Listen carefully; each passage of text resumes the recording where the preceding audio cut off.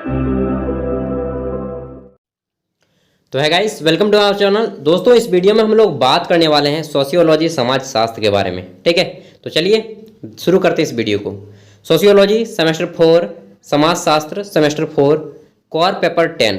ठीक है, और इसमें जो है आपके जितने भी क्वेश्चन हैं ये सभी आपके समाज से रिलेटेड हैं, यानी कि बाल विवाह क्या है, नातेदारी, साझेदारी, बहुपत्नी विवाह, ठीक है, बहुपति विवाह, कुटुंब, संयुक्त परिवार, लैंगिक, इन सभी पे पूरा का पूरा आपका चैप्टर रहने वाला है, पेपर रहने वाला है।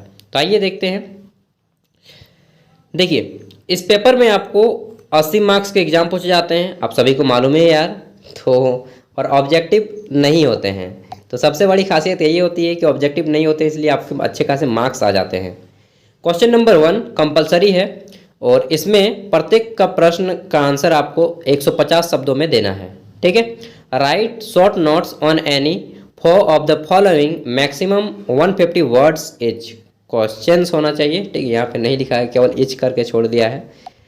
पहला है, आप बाल विवाह के ऊपर लिख सकते हैं। ठीक है, 4 पे ही लिखना है, केवल 4 पे ही आपको लिखना है, क्योंकि यहाँ पे बोला गया है कि किन्हीं 4 प्रश्नों के आंसर दे। प्रत्येक क्वेश्चन आपका 20 मार्क्स का है। क्वेश्चन नंबर 1 5-5 मार्क्स वाले 4 प्रश्नों के आंसर करने हैं 150 शब्दों में। पहला है, बाल विवाह चाइल्ड मैरिज क्या होता है। दोस्तों, हमारे गाँव घर में स्पेशली झारखंड में देखा जाए तो बाल विवाह जो है ना सबसे ज़्यादा होता है झारखंड, बिहार और उत्तर प्रदेश, इन 3 राज्यों में, और एक होता है आपका राजस्थान में। ठीक है, तो इन जगहों पे जो है चाइल्ड मैरिज, बाल विवाह क्या होता है वो बताना है। और अभी हाल फिलहाल में जो आया है 21-21 का, यानी कि पुरुष का भी 21 साल और महिलाओं का भी 21 साल होना चाहिए, उस चीज़ को भी कुछ लिख दीजिएगा। आगे देखते हैं। तो क्वेश्चन नंबर 2 पूछा गया था अगले साल कि नातेदारी की श्रेणियाँ क्या है वो बताना है। ठीक है, categories of kingship. Question number 3 में पूछा गया है कि परिहास क्या होता है, जोकिंग रिलेशंस हम लोग क्या बोलते हैं। चौथा है, बहुपति विवाह क्या होता है, बता दीजिए जी, आजकल तो नहीं चलता है बहुपति विवाह। नेक्स्ट है आपका कि कुटुंब क्या होता है, और गांव घरों में जनरली यह चलता है। फिर है आपका संयुक्त परिवार, जॉइंट फैमिली किसे कहते हैं, जॉइंट फैमिली, संयुक्त परिवार, एकल परिवार। ठीक है, उन सभी को देख लीजिएगा आप लोग। आगे देखते हैं। तो क्वेश्चन है जी नंबर कि लैंगिक भेदभाव, ठीक है, जेंडर डिस्क्रिमिनेशन, और एच नंबर में है अधिमान्य विवाह। तो इन जितने भी टॉपिक दिए गए इन सभी का प्रैक्टिस कर लेना है घर में।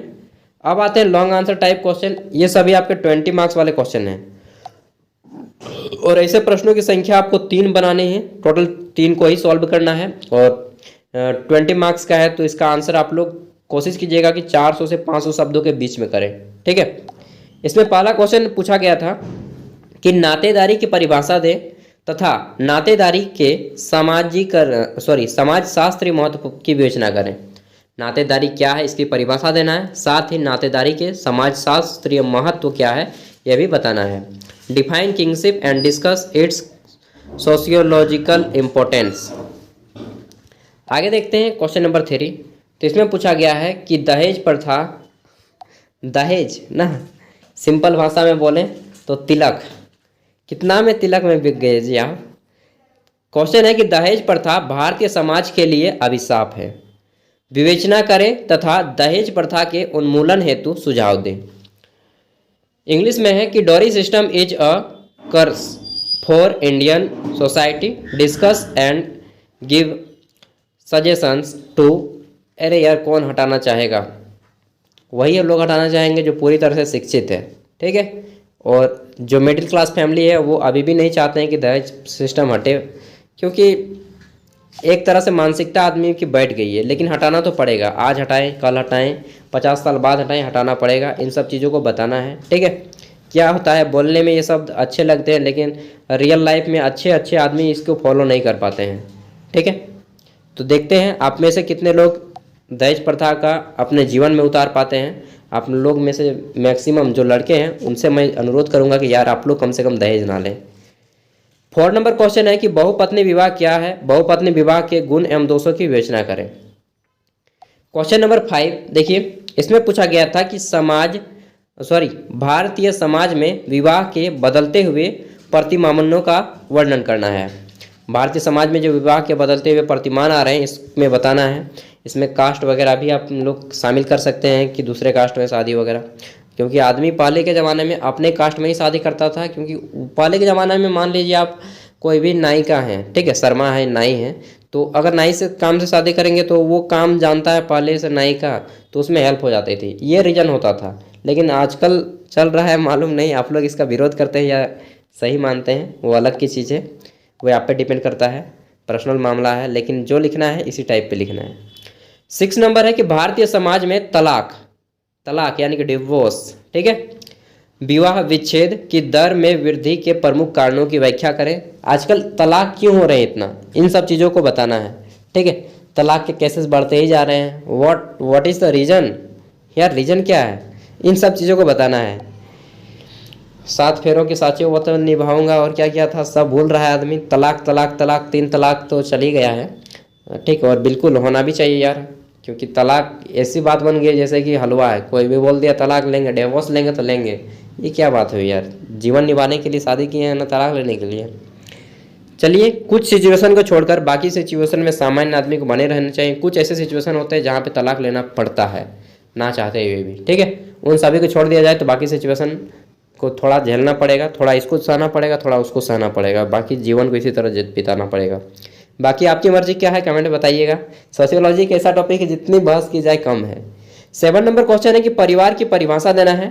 Define family and discuss the main functions of family, यानी कि जो फैमिली है इसके प्रमुख कार्य क्या क्या हैं। माता का क्या कार्य होता है, पिता के क्या कार्य होते हैं, कार्य विभाजन होता है, ठीक है, दादी का क्या कार्य है, दादाजी का क्या कार्य है, इन सब चीज़ों को बताना है। देखिए 8 नंबर में इसमें पूछा गया है कि कुलीन विवाह से आप क्या समझते हैं। हिंदू समाज में कुलीन एवं अकुलीन विवाह के नियमों की विवेचना करें। इंग्लिश में है कि what do you mean by hypergamy, discuss the rules of hypergamy and hypogamy in Hindu society, ठीक है, स्पेशली किसको ध्यान में रखना है, हिंदू समाज में। कुलीन विवाह से आप क्या समझते हैं। ऊंचे कुल में जो विवाह होता है उसको कुलीन विवाह कहा जाता है। मुझे तो नहीं मालूम, मैंने तो पॉलिटिकल साइंस किया था अपने ग्रेजुएशन में, आप लोग ज़्यादा पढ़े होंगे। तो इस टाइप से आपके क्वेश्चन आते हैं, फ्रेम किए होते हैं, ठीक है, एग्जाम में। और जितने भी क्वेश्चन हैं इन सभी को मैं चाहूँगा कि आप लोग 8-10 लाइन, 5 लाइन, 10 लाइन, जितना लिख सके, 15 लाइन, सभी क्वेश्चन को लिख लें, ठीक है, ताकि एग्जाम में जब आपके क्वेश्चन यहाँ से पूछे जाएँ तो एक भी क्वेश्चन ना छूटे, ठीक है। All the best. एंड इसके बाद आपका पेपर होता है जनरल इलेक्टिव का, उसके भी क्वेश्चन पेपर अपलोडेड हैं। जो भी आप पॉलिटिकल साइंस, हिस्ट्री, इकोनॉमिक्स जो भी रखे हैं वो मिल जाएगा। साथ ही आपके सेक का पेपर भी अपलोडेड कर दिए गए हैं, वहाँ से भी आप देख सकते हैं और हेल्प ले सकते हैं। एग्जाम अच्छा जाएगा। बेस्ट ऑफ लक मेरी ओर से। कुछ भी डाउट हो तो कमेंट में पूछ लीजिएगा, ठीक है मेरे दोस्त। बाय।